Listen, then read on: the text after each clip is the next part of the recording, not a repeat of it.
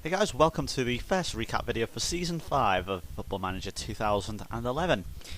And this is going to be something, again, it's different as I say in the previous videos, but this is how I want to do it now until FM12. But yeah, let's not waste any more time getting into this, because I don't really want to, I won't make it as long as the second recap video. I think the second video is probably going to be 20 to 30 minutes. The first one's going to be about 10 to 15. It's my estimation. So anyway, let's waste no time here. In case you haven't seen at the bottom here, we are top again, but that doesn't really mean anything at this stage. It is, by the way, February, in case you couldn't see. I decided to wait until the January transfer window is over, so you can actually see who I bring in the summer beforehand, at the start of the season, and then in January as well. We have played 23, won 21 and drawn 2. If you saw my comments on the last video, I think it was the second recap video, I was talking about, how I think it was like 15, 16 games in, I was still unbeaten, and I was for a long time. I've only just started to drop points, and it's kind of annoying. Here we beat Brighton in the FA Cup, which is quite funny. We beat Brighton here in the FA Cup, 3-2. We then played Aston Villa, drew 0-0, drew 1-1. with Blackburn, and then we lost 2-1 to Arsenal in the League Cup semi-final. Again, though, beat them 2-0. So we're in to the League Cup final again, and it's going to be against Manchester United here. Where there is that at Wembley, 1st of March. Again, that's 5 times. I don't know how I'm doing it, but yeah, I'm doing it. We beat Wolves in the FA Cup 4th round just now, and we're due to play Arsenal once again, which is quite ironic since the last time. Last time I did one of these recap videos, we were due to face Arsenal, and it's happened again, and it's at the Emirates. So, which is the only place I've lost all season. I didn't even lose in pre-season, and we made an absolutely flying start against Wolves in the start here. Torres, Aga, and Aguero getting the goals. But as you can see, I mean, look at the decimation. We beat Arsenal 5-0. You may have seen some names there, maybe, but what I'll do is I just realised before all that, you may have seen maybe some names here.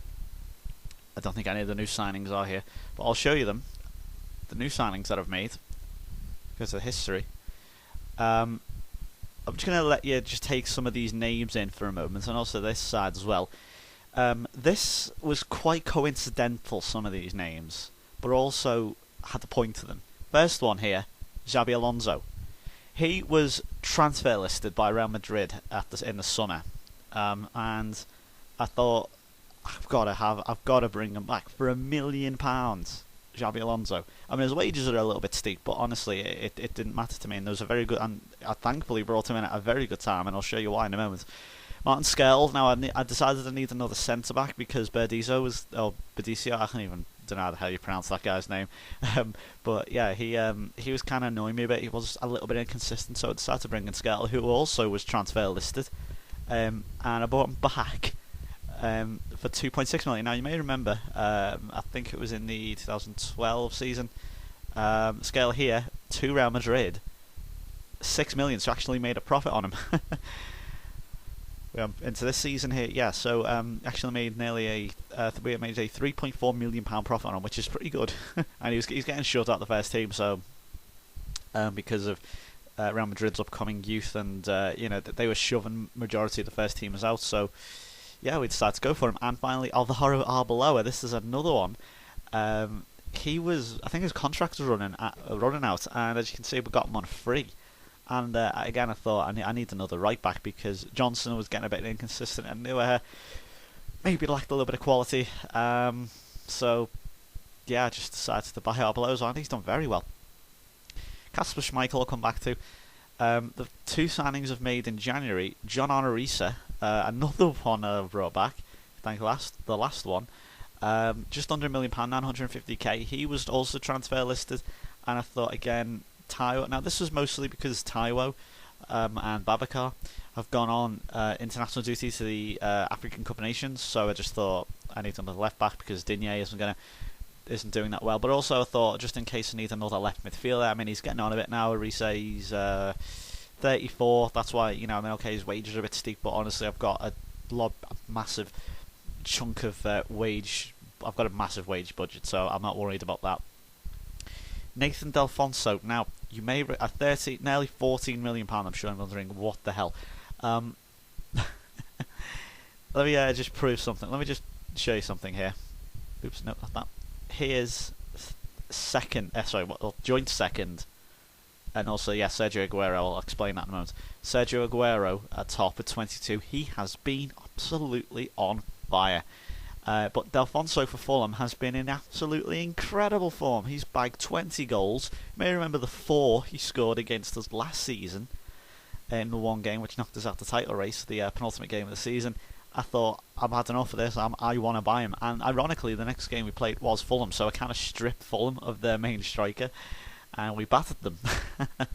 So that was that. I'll come back to Schmeichel in a moment. A very good reason why I bought Kasper Schmeichel, not the fact that I rate him. Actually, I do rate him myself. But we'll go through some of the outs as well. Sold David Wheat on loan to Tottenham. They also paid £130,000 for him. I was happy for that, to just get him on me here. Released Salomon Kalou because he was getting on a bit, and also and the fans didn't really like him any much, to be honest. Mon Hansen, backup goalkeeper. Dirk Cow getting on a bit. He's just getting on a bit. The fans didn't really like that one though, because he was quite loyal. So too Maxi Rodriguez. Andy Carroll also let go at the end of his contract. He was a free agent for about half the season. He's not gone to Blackburn. And for those who haven't seen me, I was talking about this. Did the live stream the other day. He's Scottish. He for some reason has taken Scottish nationality. He must have been eligible for both. Strange. Gerardo Bruno's gone to Forest because he just lacks that little bit of quality that we don't have from like Sassoya and Dijon. Owen's gone on loan. He's also got back on loan again to Rotherham. Martin Kelly, although he has held down a first team place, I just want to give him just a little bit more experience. He's gone on loan to Fulham. Jack Robinson also gone on loan to Huddersfield. Brad Jones went on loan to Carlisle, so that's why I brought in Kasper Schmeichel for £1 million. I think he's a pretty good goalkeeper, and he's actually done quite well. He brought him in for a few games, and he's done okay. These two kids here, Andy Fullett. Now, I think I talked about him in the last video. If not, he was a player on the youth team who was rated about £50,000, and the assistant manager said, Pellegrino at the time, I've got another one now, I'll show you in a moment. He said he's got no future at this club. I bought him in. Although he didn't score, he looked handy, and I managed to cast him off for £500,000, which is pretty good. Sean Jackson was another one. I put him in a first team game, probably a little bit too prematurely, but to be honest, he didn't really look like he had much of a future. But I sold him off for another £200,000. I thought that wasn't too bad. But yeah, so that obviously that is everything. Got £2 million out of that. So and we had the transfer budget of £60 million. Why the hell not? So I thought Kasper Schmeichel, good keeper, got him in from Leeds, and now he's number 1 in Denmark. So that's that. Go over that very quickly. Staff. Ian Dowie is now my assistant manager. He's actually a decent assistant manager as well. Of course, Emil Heskey as the youth coach, just for a bit of banter. Robbie Fowler is also scout. He's very, very low wage, which is good. Good to have him. But yeah, this is my team, I think. No, it's not. Atkinson's a very good player now. His value has risen considerably to Sotu Sawyer. Delfonso, annoyingly, was injured, so he's actually not played. I brought him on as a sub in the last game. He didn't really have too much of an impact though, so due to play Arsenal. I think that was it. I can't remember what I was halfway through picking, and I realised that I'll make a video now before I go any further. We're through to the Champions League. We in the Group D here played Inter, which we never lost. As you can see, we drew with Inter, but also beat them in their stadium, which isn't the San Siro. Actually, I'll show you. As you can see, beat them 2-1. Alonso scoring, so he's absolutely brilliant. And Torres scoring, who has been very off form actually. The goals you've seen him score are literally the only goals he scored all season. The Giuseppe Meazza, which obviously is not the San Siro, so they may have built their own stadium. Got Stade Bucharest again. Dnipro, tricky games. I'll say tricky, it wasn't that tricky. We beat them 1-0 both times. And got a 0-0 result at Anfield against Inter, so I was pretty happy with that. So finished top of Group D. And we are due to face Marseille at Stade Velodrome, not Gerland, not OM land like Lyon. Play them in the Champions League.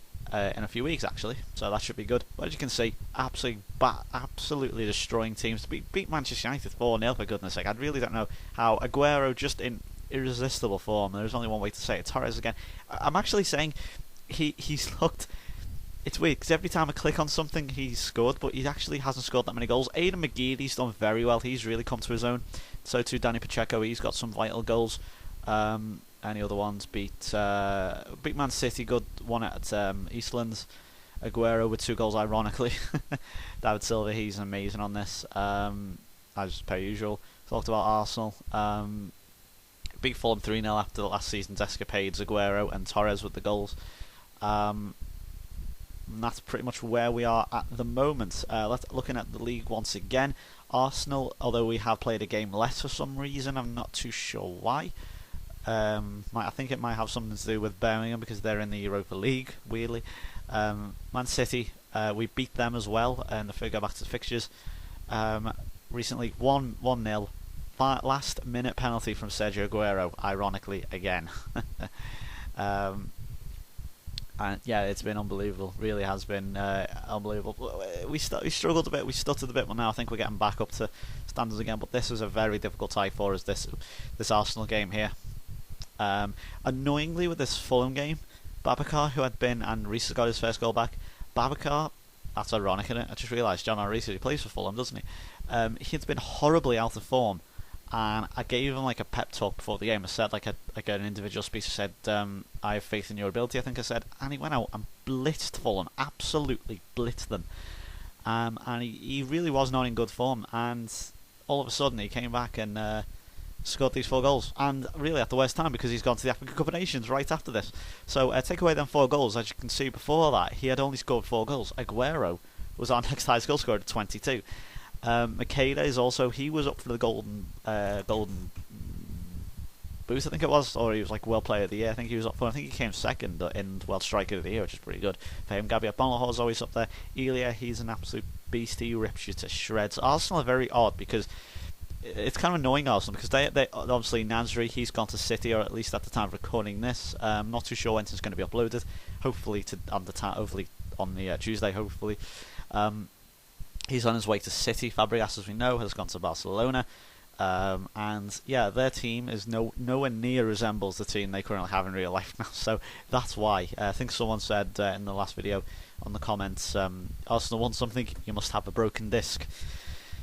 Very, very true. Rooney, surprisingly, only with 10 goals. He usually does more, but Makeda's obviously taken over there with that. Paulo Henrique's chipped in with a few good goals. Gareth Bale went to Man City, which is very odd. He went for like 20 million. As you can see, Torres only has 5 goals, which really isn't that good. Xabi Alonso has 3. He's pitched in well. Daniel Alves, of course, as always, pitched in well. And McGeady with 2 pretty good goals as well. Now, you may have seen here, Steven Gerrard is injured. Now, he is only out for 10 to 13 days. He's been out since August till January for 6 months. It's pretty much 4 or 5, 6 months, because I think he did a cruciate or something. I don't know, some really bad injury. So he's not played all season. I played in 1 game and he got injured again for 3 weeks. So he's on his way back again.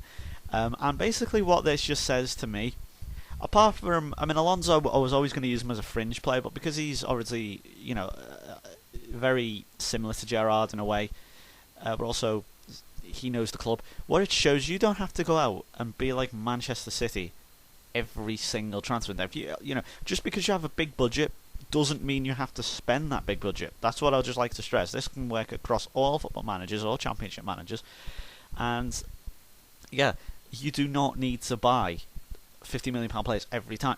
You need to let the team settle and gel, and that's what I did. Aidan McGeady last season, how bad was he? Aguero, he wasn't even that good last season. He's been on fire this season. Eden Hazard, took him a while to settle.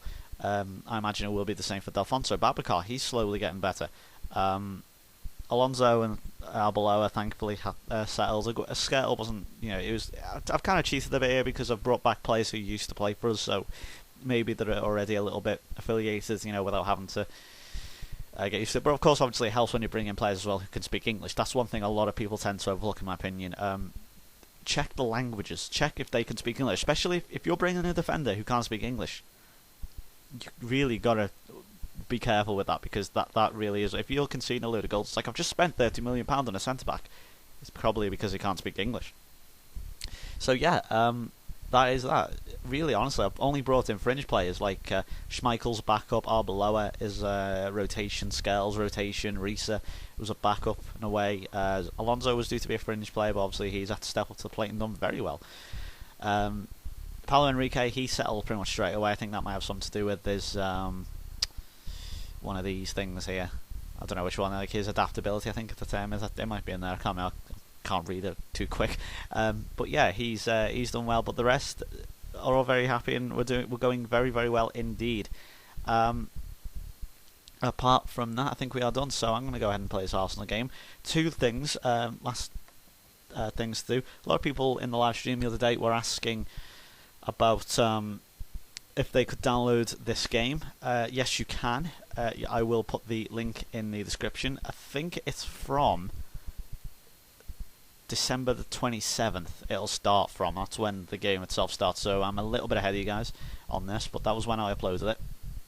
So I think the first game is against Birmingham.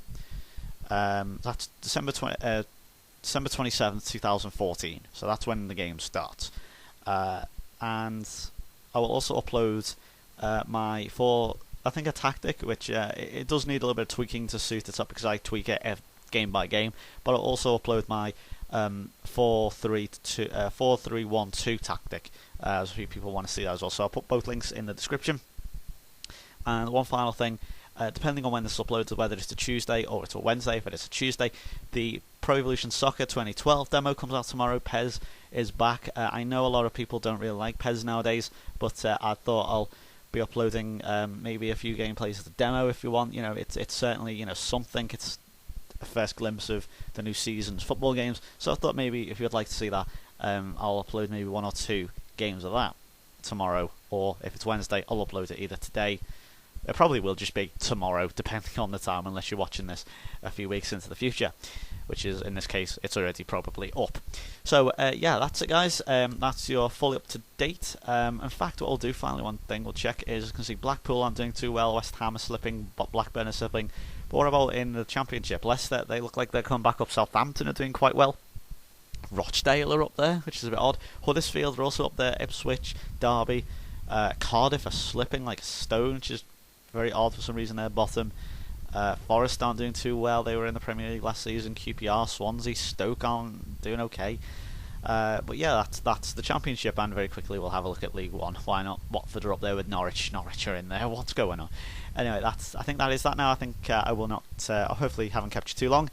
And apart from that, guys, I'll be back with the hopefully some PES gameplay or the second recap video, depending on when they come out. So thanks for watching, guys, and I'll speak to you next time. Goodbye.